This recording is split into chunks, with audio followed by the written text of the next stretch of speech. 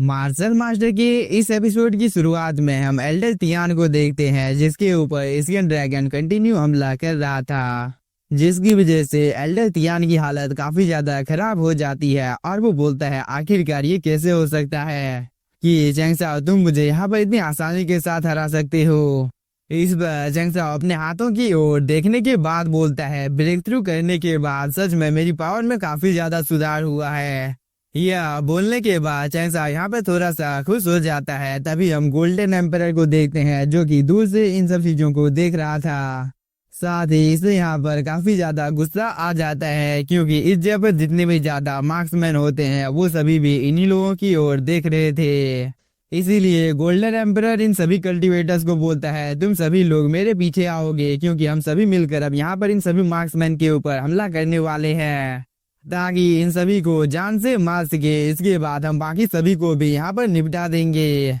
यह बोलने के बाद गोल्डन एम्पायर और इस जगह पर जितने भी ज्यादा कल्टीवेटर मौजूद थे वो सभी मार्क्समैन के ऊपर हमला करने के लिए जाने लगते हैं। इस चीज को देखकर एल्डर तियान यहाँ पर थोड़ा सा शॉक हो जाता है, क्योंकि अब वो चैंगसाओ के पास अकेला था, इसीलिए वो भी इन लोगों के पीछे चला जाता है। दूसरी तरफ हम इन सभी मार्क्समैन को देखते हैं, जो कि यहाँ पर काफी ज्यादा हंसने लगते हैं। और तभी इन सभी का लीडर बोलता है इन सभी को यहाँ पर रोको।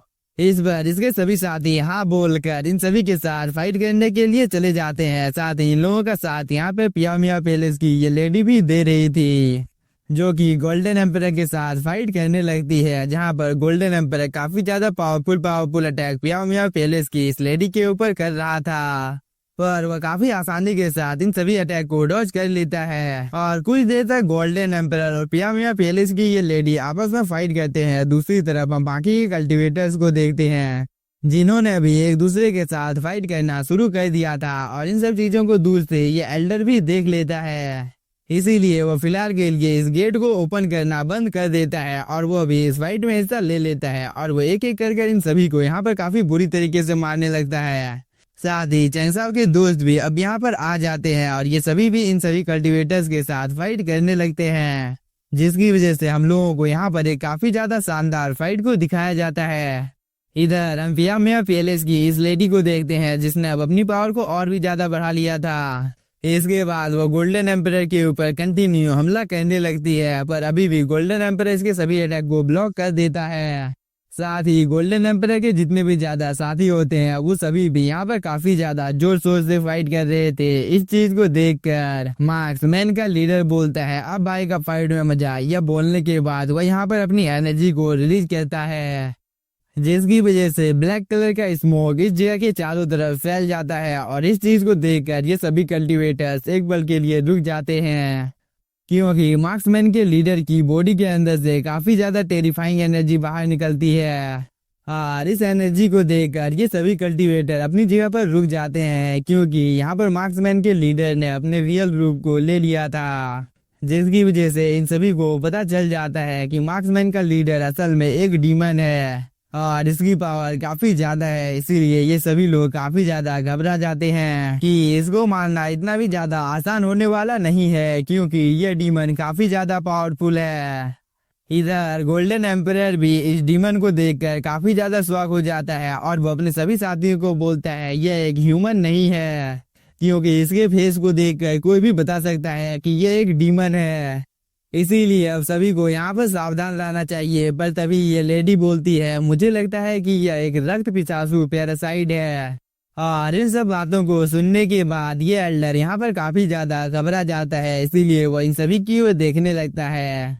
साथ ही चैंगसाओ भी इस एल्डर की ओर ही देख रहा था, इसीलिए ये एल्डर यहाँ पर चैंगसाओ को एक इशारा करता है, और वो बोलता है मैंने तो तुम सभी को पहले ही बोला था कि ये सभी लोग डीमन है, पर तुम में से किसी ने भी मेरी बातों के ऊपर भरोसा नहीं किया था, क्योंकि इन सभी डीमंस ने ही कियानयू कॉन्टिनेंट के ऊपर हमला किया था, पर तुम लोगों को तो मेरी बातों के ऊपर भरोसा ही नहीं था।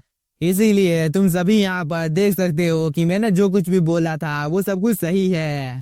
इसीलिए मुझे लगता है कि पियामिया पैलेस की ये लेडी भी इन सभी डीमंस के साथ मिली हुई है। इस बात को सुनकर ये लेडी काफी ज्यादा शॉक हो जाती है।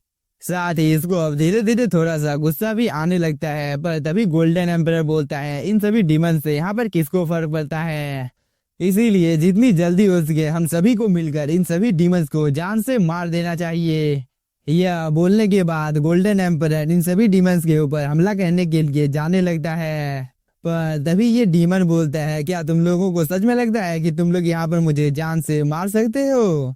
यह बोलने के बाद वह यहाँ पर अपने मास्टर को बुला लेता है, जो कि यहाँ पर जैसे ही आता है तो इस चीज की वजह से चारों तरफ डिमोनिक एनर्जी फैल जाती है। और जेंसा को भी एहसास हो जाता है कि यह डीमन काफी ज्यादा पावरफुल है, जो कि यहाँ पर अपने सभी साथियों को बोलता है, इस जगह पर काफी ज्यादा इंसान मौजूद हैं जो कि मुझे यहाँ पर काफी ज्यादा स्वादिष्ट लग रहे हैं, इसीलिए तुम सभी जाकर इन सभी इंसानों के मीट और ब्लड को खा सकते हो।